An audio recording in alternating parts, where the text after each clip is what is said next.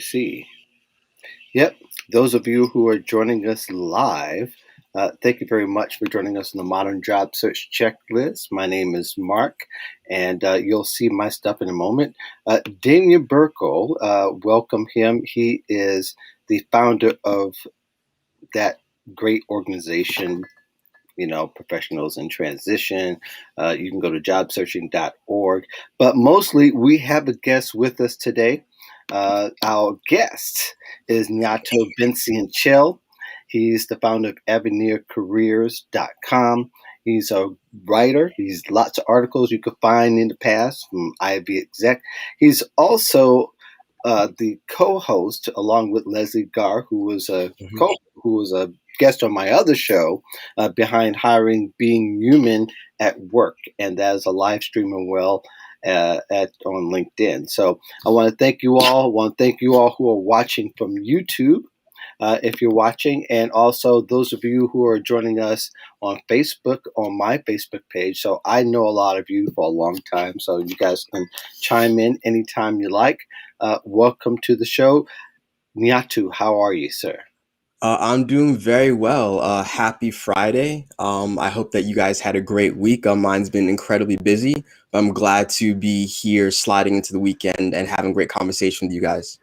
Yes, and we are talking about the 5 ways your personal brand is unemployable. But we definitely are going to also talk about what is employable and what seems to be working for people and what's been proven throughout time with personal brand. Damien, how are you today, sir? I'm doing great. Thank you. As always, delighted to be here. Yeah. And Nyato's a hard man to catch. So unfortunately, he was available for us today. And we're going to get a lot of things done and have a lot of great discussion. And if you have questions, feel free to put it in the chat at any particular point. I'm working point, so you might see me looking here, there, and everywhere. I'm just trying to make sure that we're connected on all the spaces that we're supposed to be connected on. So today, again, personal brand is something that comes up every now and then. Our perspective, and when we deal about personal brand, we're talking about online reputation pretty much. So we're talking about how you appear online. There's a lot of things that people will talk about, dressing, logo, and those things are not as important as to what your reputation is, and we'll find that without time. So if you're listening, if you're watching, put in the chat, tell us hi, let us know that you're watching. And this is kind of a new setup for me. We're going to try some experimental stuff as we go along with different backgrounds and things like that. So as everybody's talking, I'm working, just so you know. I'm not just sitting back in the cut. Anyway, here's our first question. I'm going to toss it up to our guest, of course.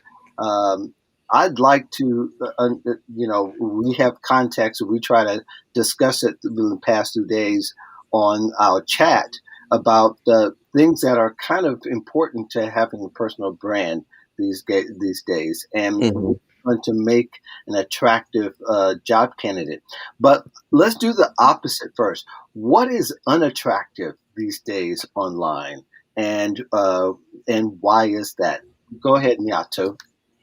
Sure. I think one of the first thing that comes to mind is, let's put LinkedIn aside for a moment. If you think about our personal social media, such as Facebook or Instagram, we all have those one or two people in our feed who always look like they're bragging in some way, shape, or form. They bought this, they went here, and not even so much because people travel and buy things, they can be proud. But what is the text that accompanies it? Is it text that might sound condescending? Is it putting people down? Is it taking stances that are just simply unnecessary that might rub a lot of people the wrong way? And we all know what that looks like and feels like in our own personal social media feeds, and that feeds into the brand that person is portraying. And that can spill over into how you might want to present yourself on a professional platform such as LinkedIn. Are you someone whose brand is turning people off because you are looking down on others and speaking negatively in general? Are you someone who is taking stances that might marginalize or oppress other people, quite frankly? Are you doing things that simply do not make you an attractive person to be around or want to work with or employ?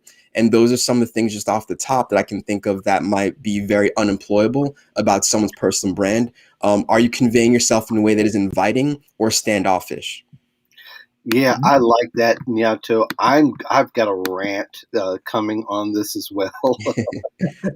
Because and it was warmed up because of our discussion beforehand, and I do think it really does matter how you brag about it, and I think the context is really important. I know Mhm. it's important to Damien with you, I was saying, because he dedicates a little bit of his book that he's written a long time ago about it, and that really had an impression on me about how I want to appear and come across. So definitely bragging. Did you want to take a little bit of that and run with that too, Damon? Because I know you had some feelings about it as well.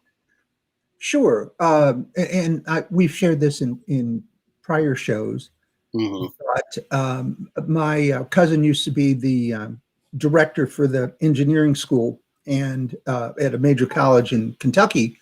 And they would bring in major companies to interview students. And he said, without fail, they'd have 20 finalists to interview. And the day of the interview, they'd hand the list back, and 10 names would have been crossed out, mainly because they look great with their resume, maybe with their LinkedIn profile, but the pictures that they had on Facebook uh,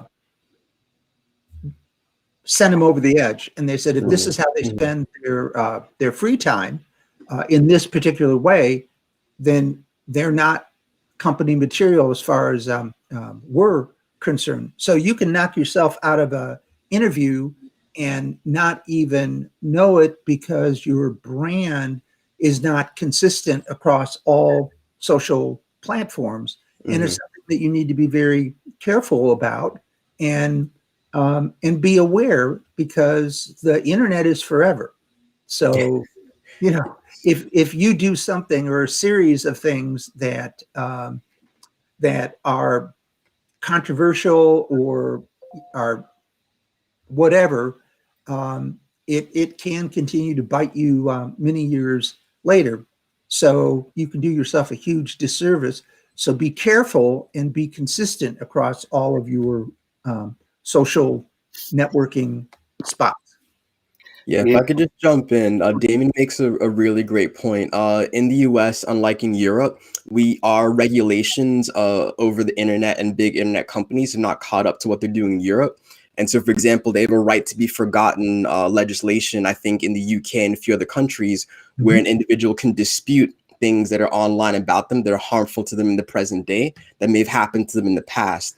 But in the United States, we can't do that yet. And so we do have to be extremely careful about what is up on the internet about us and what we put on the internet about ourselves, because those things are not going to be easily taken down because there's no legislation to back us up and fight those things in court should an arrest that happened to you when you were in your early 20s is plaguing you today in your late 40s when you're trying to get a job. Mhm. Yeah, absolutely. I'm going to take the other. I'm going to kind of take a little bit off of what you said, Niato. I think there is a point to where you have to apply some context to the bragging. Uh, Bragging is good in the sense that if you're positively portraying yourself to me without stepping on somebody else's neck, for Hmm. sure. I think a lot of people think that they have to malign somebody to make themselves appear. And it's a very subtle way that people tend to do it at times, and the way that they want to come across as being further ahead than somebody else. I take a little bit of issue with that.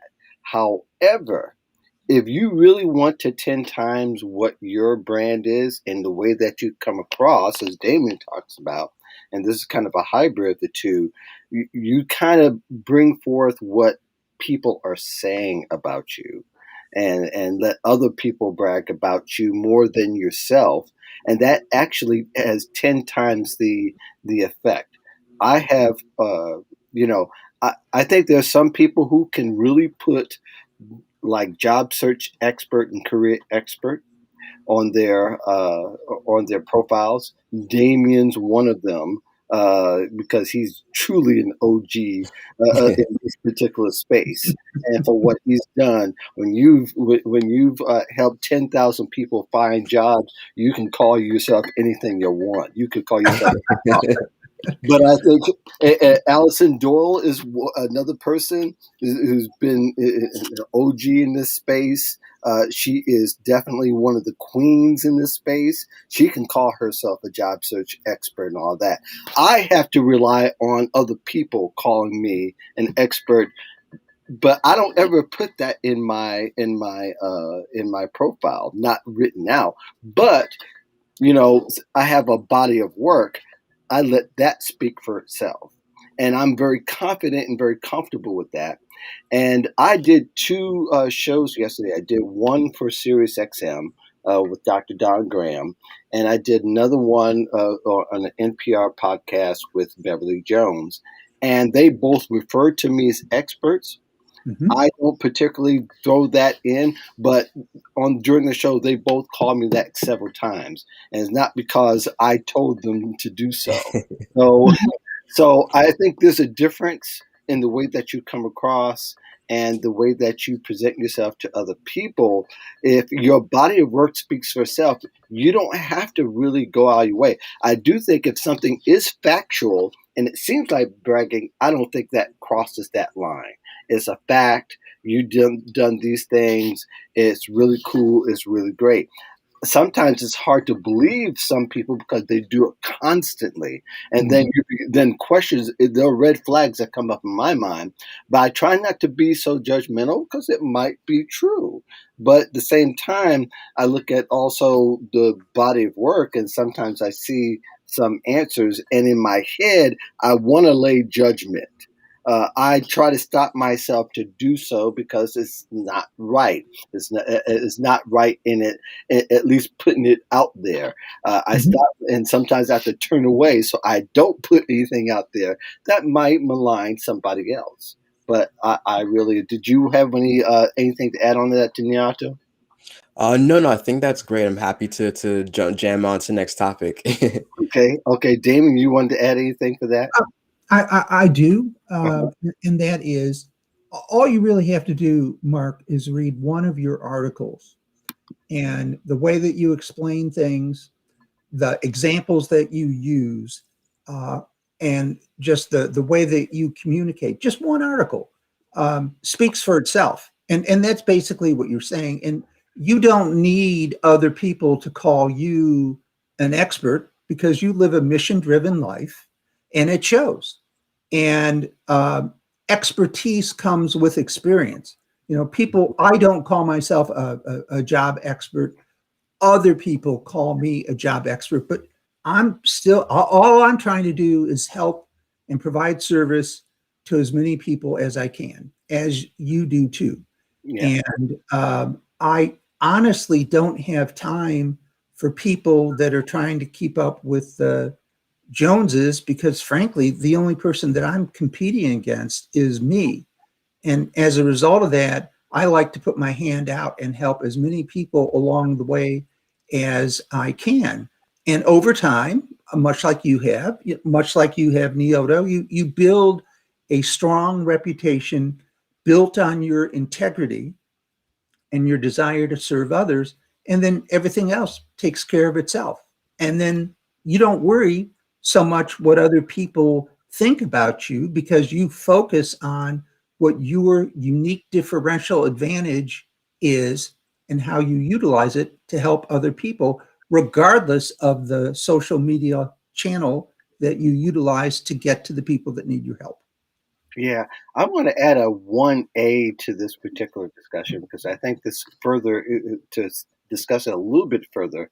And Niacha, I like your take on it, but I think job seekers and the way they present themselves, if you and we inferred to this, but the importance of showing social proof. The idea that Mhm. you're showing some work out there and something that does speak for you. Otherwise, you kind of have to overcompensate. It's like the one leg that hurts and you can't walk because the ankle's so sore. You're using the other leg to kind of to move things along, but after a while, that other leg also gets worn out. And I think of social proof in that kind of way. The more you begin to add what kind of work, and I think if people don't have the actual work to show, then perhaps they need to start to think about the way they mold their career and start accumulating and amassing some proof that, yeah, I've done these things, so that one, an employer doesn't have to spend a lot of time. If you've proven yourself, they're thinking, okay, let me talk to them more about, see if the personalities and the other intangibles fit, because obviously the work has been there and has been done. Your thoughts on that, Niato? Sure. There are a couple of directions I want to go. That's a really great segue. I'm thinking about the value of testimonials as a place to start. Mhm. Whenever I rewrite LinkedIn profiles for my clients, I always examine their profile and I check their recommendation to see how many they have and how recent they are. And all of us have taken the recommendations or testimonials of our friends to go see a movie, try a restaurant, buy a new product. There's a lot of power in what other people have to say about you. And so it brings up the thought to me that there are two sides to any brand. There's the individual side, what is it you're putting out there? But there's also the aspect of how do people perceive you and what do they think or say about you. If those two things are aligned and matching, that's beautiful. It means you're doing a great job putting out a brand and living up to the brand you're putting out there. But if there's a mismatch between what other people perceive of you and the brand you're trying to put out, that would lead me to believe that some work has to be done to bring the two into alignment. And so getting back to promoting yourself, for work, having your former colleagues, bosses, clients, consumers, and all of that leave positive testimonials on your LinkedIn profile is a great way to create that social proof in the LinkedIn sphere. All of us as career coaches, probably both on our websites and on our LinkedIn pages, have testimonials. We try and get them as often as we can so that there is credibility around how we help others, which is part of our brand that we rely on in order to keep on bringing in business and supporting more people.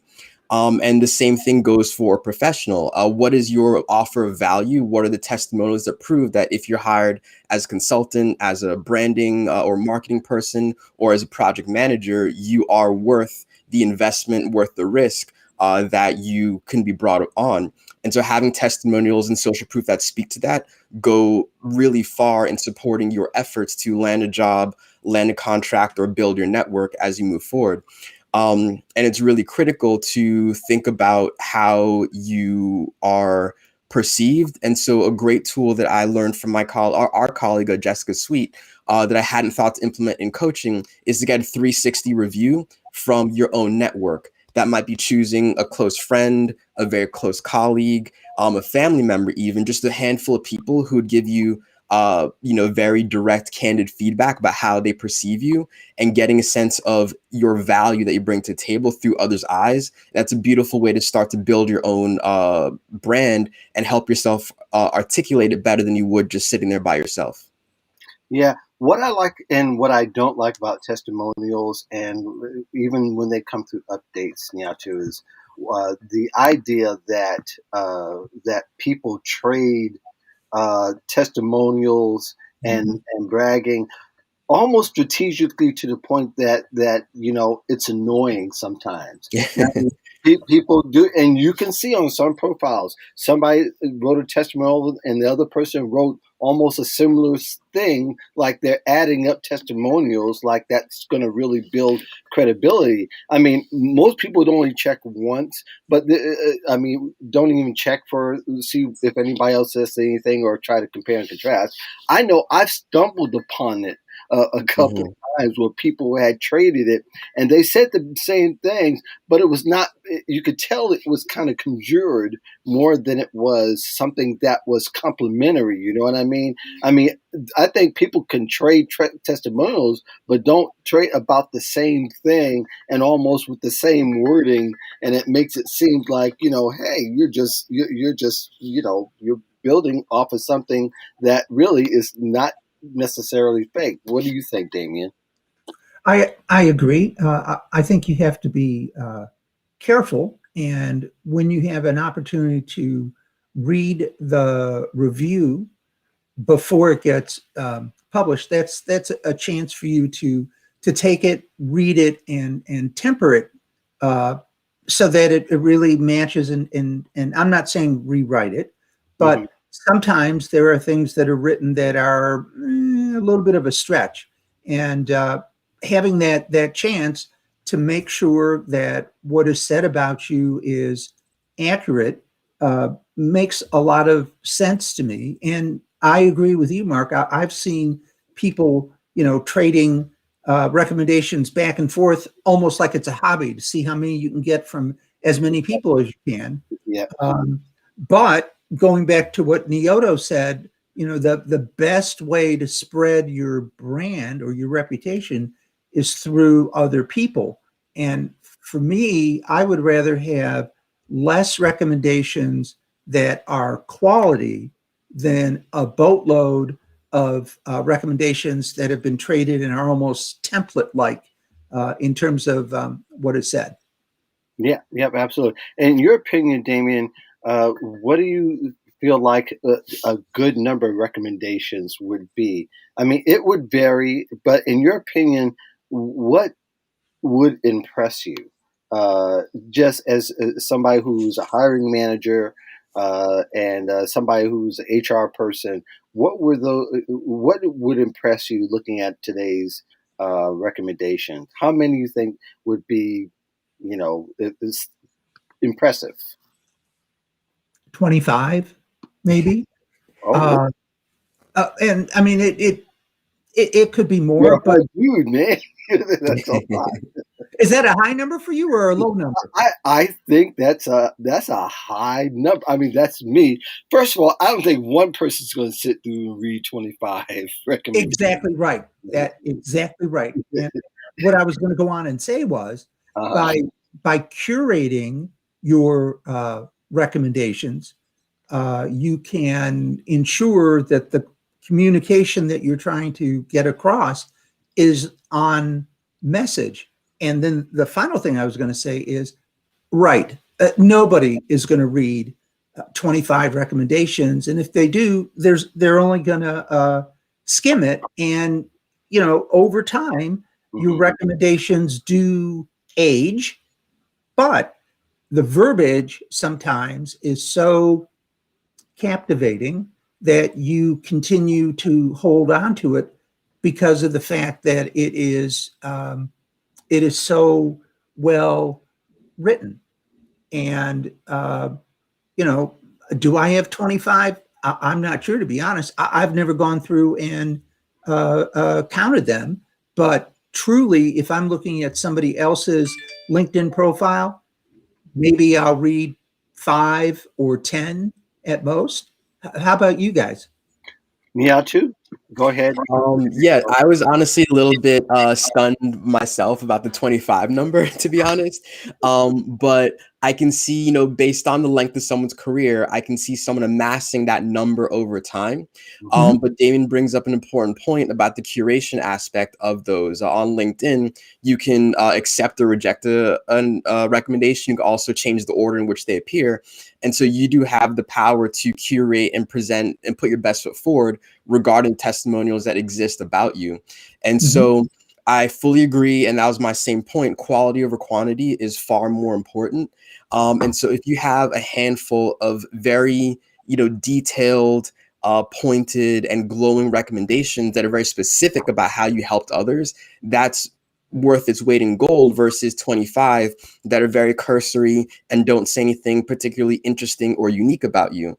And so there is that. So we can be careful as professionals in terms of who do we request recommendations from, and Mhm. ideally it's people that you had a close working relationship with, who got to see you up close and personal perform, and you helped in a very tangible and substantial way. That's going to produce quality recommendations for you to go on your LinkedIn or be serve as referrals when you are going through a job search process. And so I think it's about us exercising discretion about what we display, who we ask, and the inspiration for asking that person to write a recommendation in the first place. Yep, yep. I'm gonna go to a couple of comments, and I think Michelle Dion. Thank you very much. She was on my podcast once, and that's Dr. Michelle, by the way. She says definitely she agrees with everyone says, and I know for her it's a good reminder of what her for her students that is great for them to hear information others than outside themselves. Definitely, and you 10 times it really when you get down to it. You 10 times when other people brag about you, say the things that you want them to say, based on your work, not because he said, please say this so I can appear a certain way, because you don't want it to be a shadow of perception at all. You want it to be. But I'm going to say the last thing we'll say about this, and I know that I thought it was very important to have this discussion, that relevance really matters. And if you have, I know I need to go back, and I was thinking, boy, I might be showing that recommendation from 2010 Yeah. on my profile, and I don't even write resumes anymore. So Exactly. I Yep. think I think that's where Damien was going, and I don't know if he intended that to me, but Mhm. Oh, not you. No, no. but, but I think I need to go through, and I think all of us will need to go through, and maybe the last few years. And I don't think there's a rule for years. I think what's relevant to you now. Like Hmm. again, the resume reviews don't matter to me anymore, so I can take all those off of public view. Because again, there's other things that speak to me, or speak to people. But I think the most relevant thing. So I would say, even if you have them from the last 5 years or so, or maybe even 10 years, is good. Um, but I don't think there's a rule. I think you just need to use good judgment. But if you're not using those skills anymore, then that's what really makes it the most irrelevant than anything else. Any final comments on that, Damien? Did you want to add to that at all? Um, I think exactly what you said. In the 25 number that I gave you, I was talking about um, older positions where the Mhm. verbiage is great, but no longer relevant. Right. Uh, so, like you, I am going to be going back and reviewing recommendations, because that's something that can easily fall out of your conscience level because of the fact that you're concentrating on so many other things to build your brand. But yes, I agree with you both. Yep. Now, I think it's okay for people to find your older work. That Hmm. really impressed, especially they start to read where you are and see that journey, or see how your thoughts evolve, or maybe you stated, I changed my mind about something, which I've done a couple of times. I've written articles. I changed my mind about this. This is why, blah, blah, blah. But I was talking to someone yesterday. They brought up an article from 8 years ago. I think it's even longer than that. I was going, really? Wow. You found that on the 55th page of Google, probably. But all that to say, let's move on, because I think this topic is pretty important. Yeah, too. I think you would really uh, eat of this. And maybe some of this question may need to be explained a little bit, but people are creating some anxiety, especially what all goes on with social media. And I think the prior discussion we had about bragging kind of brings that to the forefront, is that people are worried about image, they're worried about perception and how they're portraying themselves, or whether they're not reaching, if they're not hearing from an employer, you're putting this stuff out here, then it could be taxing on your brain and your psyche. And I think people do get riled up and rolled over by trying to display a certain type of personal brand. And I think there's some documentation that goes along with that. Niatu, in your experience, have your clients told you about how they're appearing online, or for the fact that they may not appear online at all, is causing some challenges mentally? Yeah, I have a client that I'm working with right now who has a lot of anxiety around posting on LinkedIn. I've come across it with a number of my clients that I've worked with to date. And I think part of the challenge that we face at a psychological level is this pursuit or this notion of perfection. If we think about social media like Instagram, for example, because it's a visual medium, people spend, they take 50 selfies, and the one that is the best is the one that gets put up, because we're trying to convey an image of perfection. We use filters to make everything look a little bit better than it might actually, on that day. There are people who have touch-up programs so that their face looks flawless before they put up any photo of themselves online. And it's because we've got this culture that really insists on perfection in your online appearance. And of course, there are those who push for authenticity and realness, and it's starting to push that back. But we still have a very real psychological, emotional burden for perfection, especially in United States society. And so when it comes to putting yourself out there on a platform like LinkedIn, this particular client is concerned even about having a typo in what he puts out there and worrying about the perception that we'll have from other people. I know for sure I've had typos here and there on my content. It happens, but I don't think it detracts from the overall message. And so I think that what we need to do a mind shift about is to contribute over perfection, because you Mhm. have something unique and beneficial to share. And so, yes, you can do your best to spell check, edit. I personally have my wife read. She's read probably 90% of the stuff I've ever put out since I started. Just have a second eye on what I do. But I'm a career coach. I have to become come correct in that area, but I'm also not afraid to make mistakes or have things go out there that are not absolutely perfect, because I'm not perfect. None of us are. And so I think if we can start to shed that pressure of perfection when putting yourself out there and focus on what is your thought you're trying to convey, what's your unique perspective you're putting out there, and how Mhm. are you looking at things in a way that's going to be additive to the conversation, that's what we should focus on, versus having the most perfect, start to finish thesis around a particular professional issue within your industry.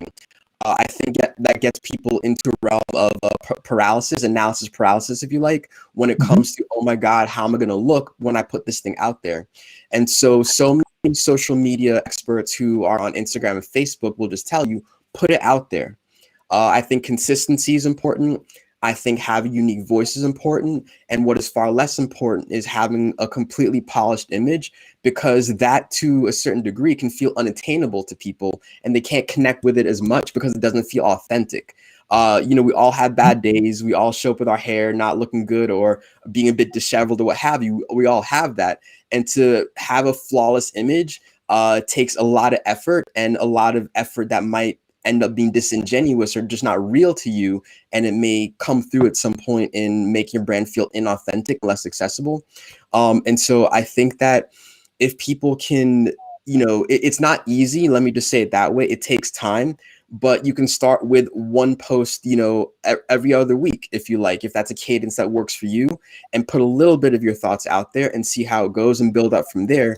But no one's asking you to be perfect starting tomorrow. Yeah, Mhm. that's such a great point. And one thing that happened to me over the time, and it's happened a couple of times, where actually people written articles and they quoted me and they disagreed with me. And instead of most people would intimidate, I was so happy that somebody did that, because I think the feedback to me is one of the most important things you could possibly have in online dialogue, and that's a part of the learning process. That article even went from one place to Fox Business, and I was kind of that's where Wow. I got a little bit nervous about it, but I had to read it over and over again to say, this is not bad, and that's okay. That person disagreed with me, and that's what you have to become comfortable. Two things in writing and creating online content. One, you got to be comfortable with the silence that you're going to have for a long time, because if you're just getting online, you don't have an audience. You have people following you. They're paying attention to somebody that's giving value every day, as opposed to you just starting. So once you get that over time, that's going to matter. But the second thing is disagreements, be comfortable with them, and be Mhm. comfortable that there might be some that are just going to try to get under your skin just for the sake of getting under the skin. But if Mhm. you got a tribe like I have and we have, other people will speak up and start to say things. And I've seen where somebody came and disagreed, and there's another person that came, wait a second, that's not what he said. So, those things are very important to have. And I think, Damien, I know you've experienced some pushback of what you've written or what you've put across over the years. And you have a very unique way of handling. One time, I think I jumped in and reported somebody who said something that you did. So, and it wasn't that long ago. We don't have to go into that part, but your experiences throughout the years with how people are just trying to feeling like they're falling short and connecting with authenticity, and that might be mistaken as as a problem. Yes. One thing you have to overcome, or as best as you can overcome, is uh, imposter syndrome. Who am I to tell you how to find a job? Who am Right. I to tell you in an article, this is the way that you should manage it or handle it? Once you get over, or at least reduce, that voice that's screaming you're an imposter uh, down to a manageable level, then you go with how you feel, no matter what the consequences are, because you are passionate about what you do. And yes, I've had some back and forth critics, and it's okay. It's fine. And the other thing is, I read massively. I mean, I consume all sorts of different newspapers, magazines, etc. And I got to tell you, I mean, I'm not an expert at syntax or spelling or whatever, but when it comes to what's in newspapers and magazines, writing has dropped to an all-time low.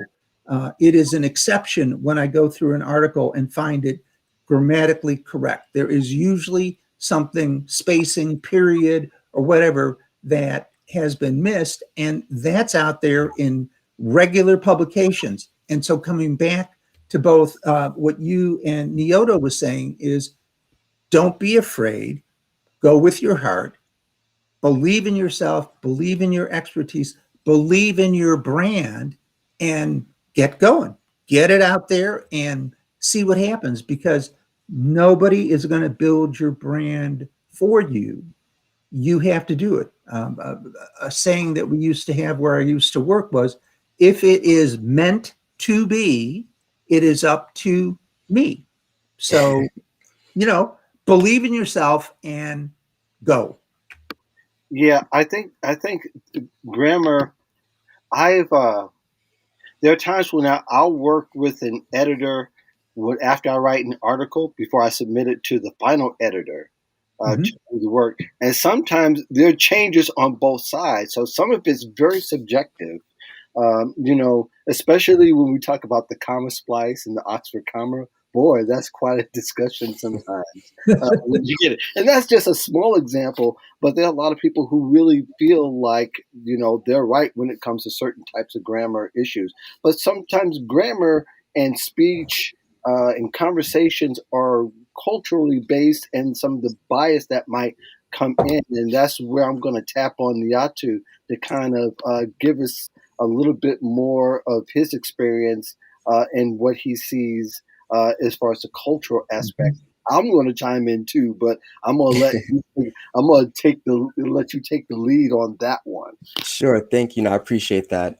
So I've had the blessing to have been able to live in a few different countries growing up. I was born in London, grew up in the U.S. for the most part, finished high school in Ghana, and got to do a year abroad in France. And so I had the opportunity and the privilege to see how people live in different cultures and societies. And one thing I noticed is the difference between, quote unquote, Western cultures. Let's use the U.S. as a specific example, and more Eastern or traditional cultures, African, Asian, Latinx, and some, to be fair, not all of them. I don't want to make blanket generalizations.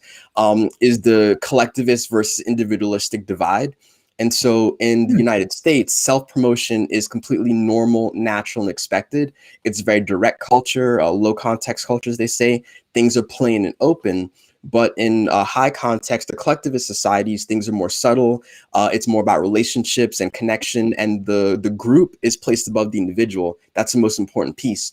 And so for individuals coming from those cultures that are more collectivistic, self-promotion is really hard. So brand building, which is part of self-promotion, might feel incredibly difficult for someone who has been acculturated to put the group above themselves. And Mhm. so when it comes to brand building, it might feel automatically like they're bragging, like they are being boastful. It might feel like they are going above their station or their group if they try to build a brand about themselves. And so that Mhm. can be a very difficult hurdle to overcome for BIPOC individuals and so on. And so it's important to try and navigate that in a way that feels culturally authentic while playing the game of self-promotion that's necessary in the United States to advance with your job search. And so when it came, I think Damien mentioned it, when it comes to, or sorry, I think it was you, Mark, about facts. If your achievements are facts, but they happen to make you look good, that's okay. Mhm. Another way that I recommend building your brand is looking at how do you help others. I think that is a way that aligns with collectivistic cultural values. And if you can build your brand around how you offer value to others, that might feel aligned with who you are from a cultural perspective. But it's a wonderful and important way to build a brand because, you buy Nike, soccer cleats or running shoes because they're going to help you run faster or cut more quickly or what have you. They help you in some way, shape, or form. And that can be the same thing said of your brand. Ultimately, a brand is a promise of value or a promise of support in terms of what you're going to do for others. And so that's a great way for someone with a collectivist background to kind of square what it might look like for them to self-promote in this current culture and circumstances. But just it's important to bring that to awareness that your upbringing may be posing some challenges or inhibiting you a little bit in terms of how you come across, but you can be mindful of it and still find ways to navigate successfully in order to build a brand that feels authentic to you and doesn't violate your cultural norms.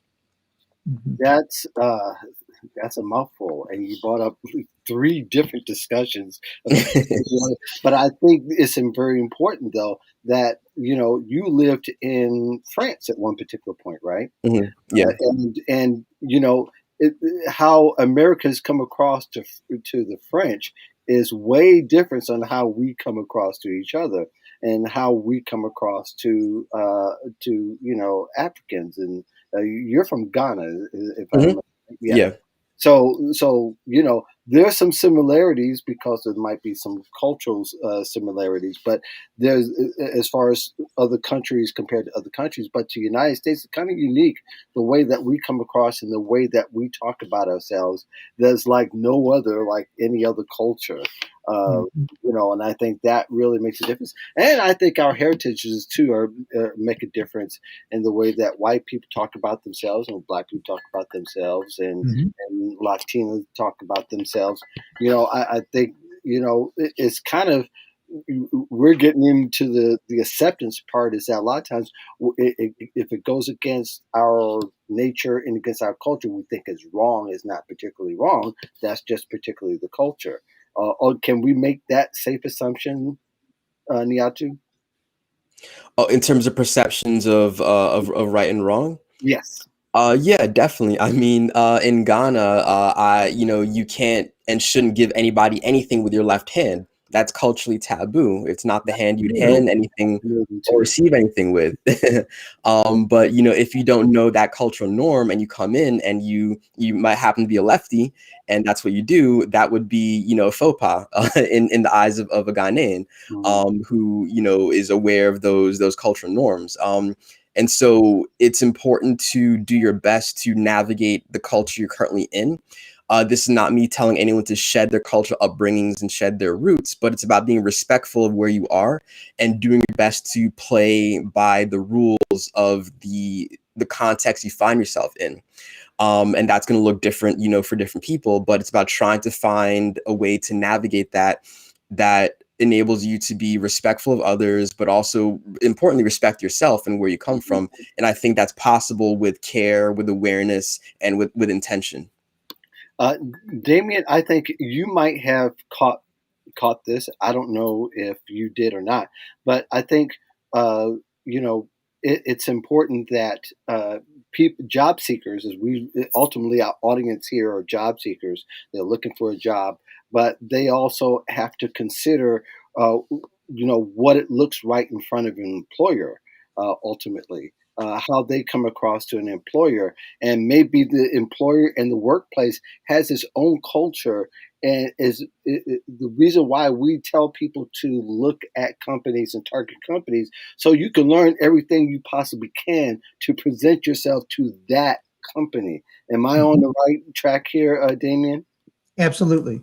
Um, each company is a culture unto themselves, but when it comes to interviewing and branding, your brand doesn't change. I mean, you can flex it a little bit to see how you fit in an organization, but I always like to tell folks that professionals in transition that the only job of a first interview is to get a second interview, because your primary goal is to establish rapport with the person who's interviewing you. And if you focus on that and come from a mindset of my job is to meet your needs, my job is to be the answer to the hole in your organization, without talking about salary, without going into a strong sell about you, but focusing on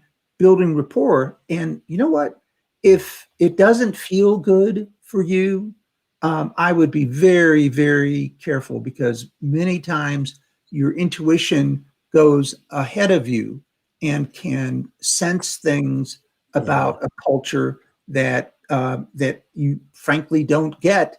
And I will tell you the truth. Every time that I have gone against my intuition, where everything lined up and looked great, I lost.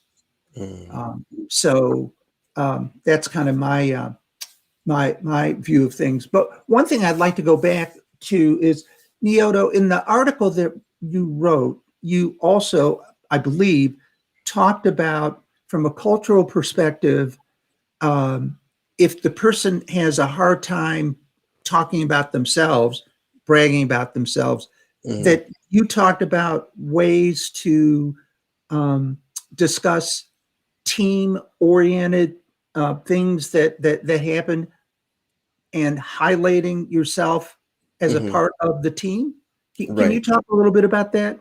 Yeah, sure. There's an article that I went really in depth about that on. It was called "There's no we in resume. There's only me," and that was a portion that put into the article that you mentioned.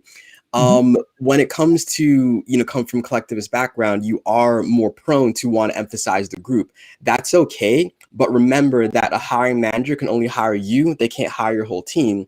And so that's why you have to talk about yourself when it comes to self-promotion interviewing. The way to do that strategically when it comes to team achievements is to focus in what did you control. So let's say there's a large project, you had a specific phase or specific deliverable within that project. That's what you talk about.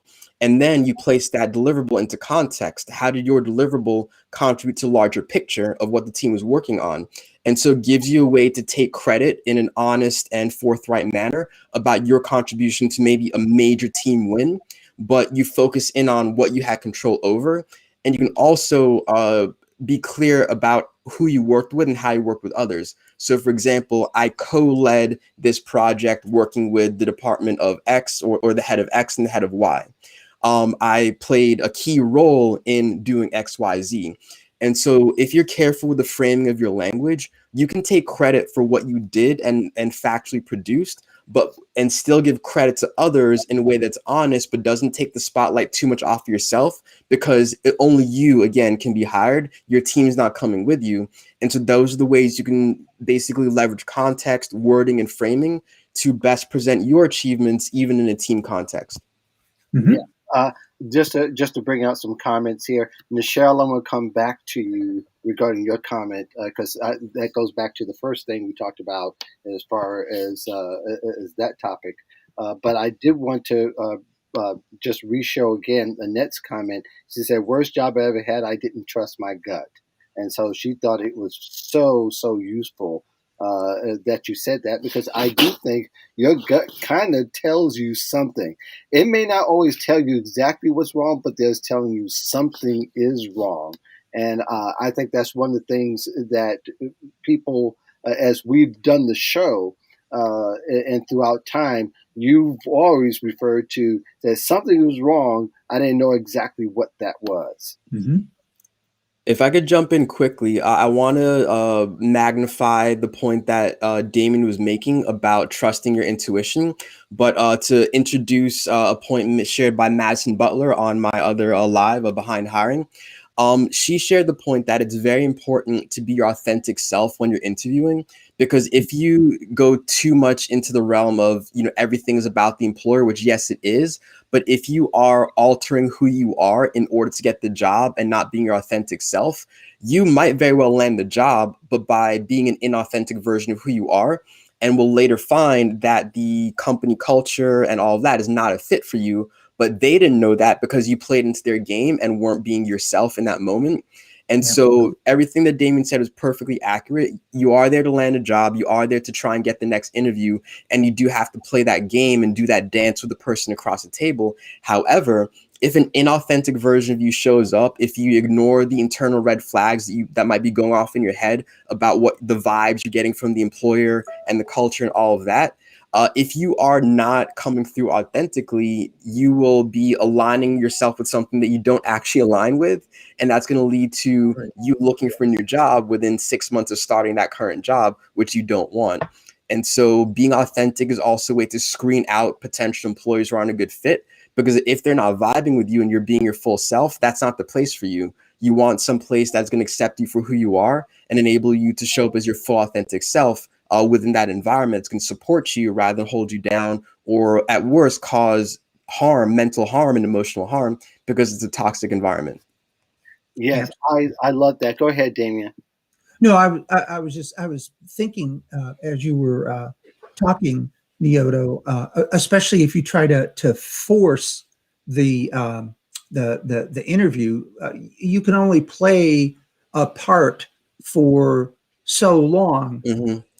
and any human resource manager worth their salt will also get a reverse feel in Mm-hmm. terms of this person isn't coming across as authentic.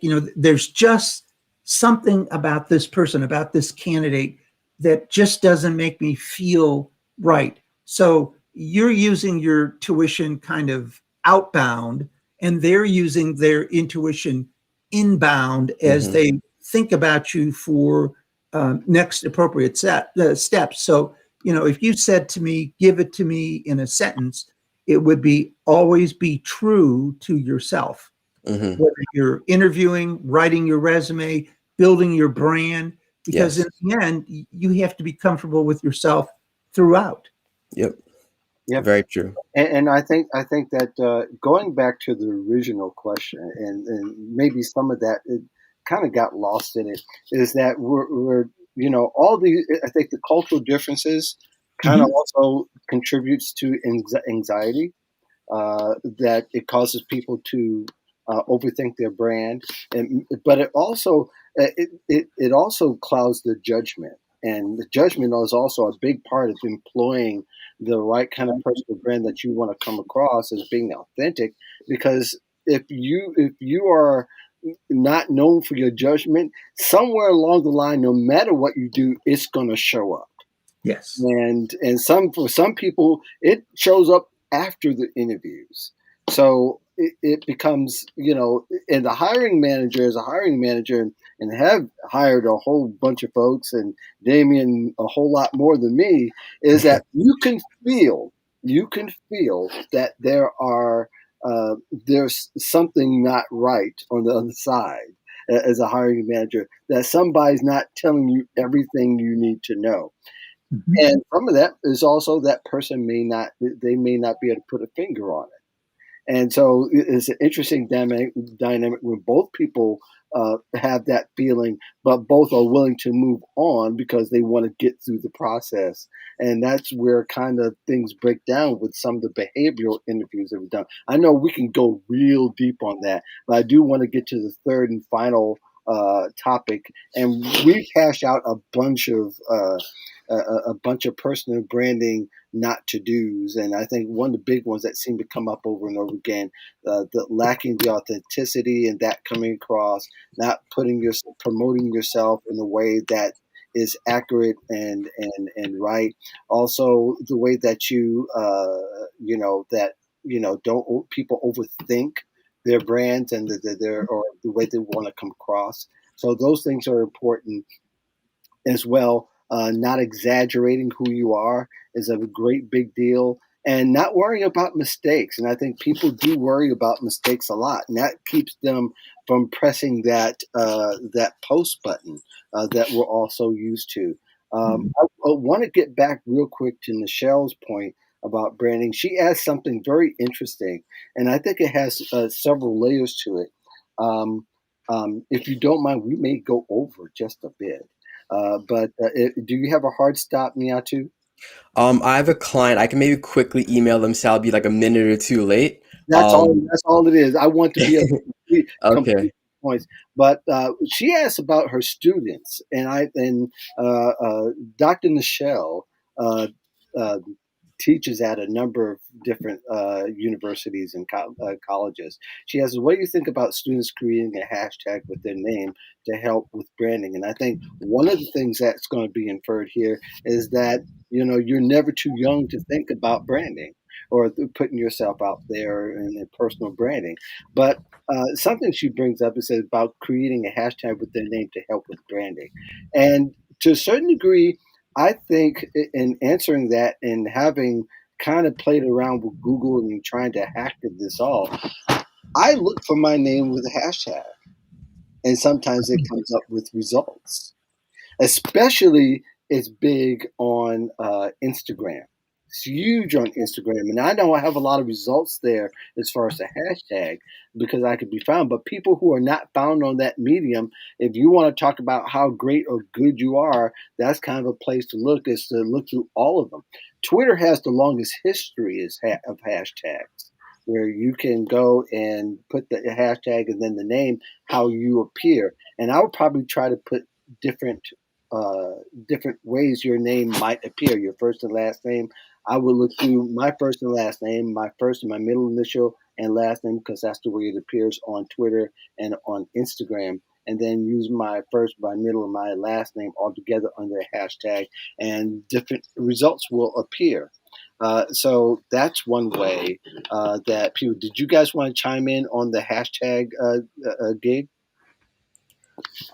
I can jump in really quickly. I think that it's a positive way to try to distinguish yourself on social media where everyone is looking to grab some level of attention and you are putting yourself out there intentionally as a professional. Um, if you can secure it early and make it part of who you are, that is building your brand recognition the same way as it's better to have an email address with your first and last name so it's recognizable and just reaffirming the message of who you are. Mhm. And so I think it is a positive move. And as with your based on your advice, finding a way to make sure it's unique and stands out, that's wonderful. But yeah, I would support students doing that early and allowing them just another medium or method to stand out from the crowd. Yeah. Mhm. Yeah. Damon, you were kind of shocked, or you were kind of miffed about that one, weren't you? Well, I was only because honestly, it never really occurred to me, and it's something that I need to do. But based on the conversation, I think it makes sense. I mean, any way that you can reserve your name online makes sense because, as I found out, sometimes your name is already taken by somebody else. Uh, because believe it or not, there is another Damien Burkle, same spelling, and has what can I say? Has reserved some of the names that if I had been a little bit quicker, I would have jumped on. So, sure. anything that you can, like Nioto said, to build your brand is great. But to be perfectly honest with you, um, it never occurred to me. Right. Sorry. Right. No, no, no. I think it's good, but it's good information because I think a lot of people don't realize their name could be a hashtag and all that. But I did want to answer that particular question. I And one did thing, Mark, want, yes, go ahead. share with everybody the two other places where they can find their name. One is with Google, where it'll send you an email, and then there's another one that you use I, also. I use Google. Google Alert is something that you do. You can use a way to find your name out there onto interweb. I also use talkwalker.com. That's That's a it. great place. That's a great place. And a lot of times when Google fails to give me results, TalkWalker does give me results. And they're both not foolproof yet, and they both don't always capture, but they do. It can be annoying if you have a common name and it gives you everybody that's a common name. I recommend try. You can narrow the search by putting it in quotes, so it will just give that name only, and that way you can kind of single that out in the long term. I did want to get two sentences from each of you, and then we've got to run about the importance of having a group and how a group can add a tribe, even if you will, and how a tribe can add to your credibility in building your personal brand online. Niatu? Yeah, I'm happy to start because it actually gives me the chance to say thank you to Mark for helping me to get to where I am today. So for those of you who are meeting me for the first time, I launched my career coaching business, Avenue Careers, about 2 years ago. And I started the journey of writing on LinkedIn to try and build my brand and my profile. I started in May, and somewhere around the summer of 2019, Mark started to comment and like my posts. He's got a great following and has a great profile on LinkedIn. And through his support, I got more exposure than I might have had he not started clicking and checking out my content. And so through Mark, and he also invited me to be on his podcast December of that year as well. So through meeting individuals like Mark, I'm now meeting Damien. I've developed a tribe among career coaches who've supported me, encouraged me, validated my content, and allowed me to grow my voice and presence because they say, hey, Niatu's got something good to say. We like his content. We like what he is adding to the conversation. We like his unique take on things. And so I give a lot of credit to the community that I've become a part of and found amongst fellow career coaches in helping me to get to where I am. And so if you're able to find a set of like-minded individuals within your industry, within your function, within a shared common, hobby or interest, that's a wonderful place to help you build your brand because you have value to add in whatever conversation's going on because you are also into that as well. And so building a brand is about being cognizant of the audience you're trying to serve and connect with. And so if you don't have the audience in mind, then you are not going to have a successful brand. Companies spend millions of dollars in targeting and retargeting and segmenting their audiences to figure out what message is going to get through most clearly and effectively to their consumers. It's a similar principle for us as job seekers. Who's our audience? What messages resonate? And what interests do we share? And if we can really find a group that shares values, interests, and ambitions, that's a great place to build a brand because it'll be successful because the context is aligned with who you are and what you want to put out there. If it's not aligned, it's just simply not going to work. And so that's, a bit of my story in how finding the right tribe was huge in me being where I am today and being on this show, getting to talk to all of you on various platforms, which I'm grateful for. Well, thank you. Your body of work already spoke for itself. So it's not going to go ahead. Couple of sentences, then we got to go. Just building on what Dioto said, regardless of what community you're building, LinkedIn, Facebook, make sure you know the type of person that you want in your community and curate it. Focus on it.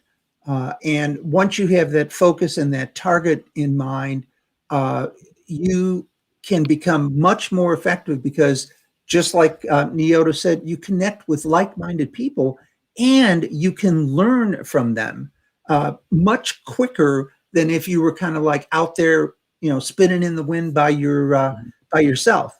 And I would like to thank Mark, as always, and Nyoto and our audience. It's been a great opportunity, and I hope everybody has a great weekend. Thanks again, and back to you, Mark. Yep, and I'll just throw in. I'm just making sure that everybody gets a chance to see where everybody and follow everybody. Thank you very much for joining us, Yatu. Thank you so much for joining me again. Thank you. Thank you for having me. Definitely, that layer of discussion of cultural aspects was really key. Mhm. I definitely wanted that to come out. We could have actually gone a whole lot deeper than at first. So that's why I try to keep these things down to about 3 topics, because we do get detailed about it and the reason why and the reason behind it. Thank you very much for joining the Modern Job Search Checklist. We're here every Friday, 1 p.m. A shout out to Dr. Don. I was on Sirius XM with her show yesterday. And also Monique Betty, I was on her podcast, Tuesdays with Coach Mo. Thank you very much for having me. You can find both of those podcasts. You can find the Sirius XM Dr. Don's career podcast on all the platforms, as well as Tuesdays with Coach Mo. Thank you all. You can find these individuals on LinkedIn or go to their site, and you can always watch the replay as well. It's on 3 platforms. We got it on YouTube, on Facebook, LinkedIn. No excuse why you can't go back, and if you need to examine something a little bit further or show your students, Michelle, that you can that this would be very helpful to them. Thank you all very much. You all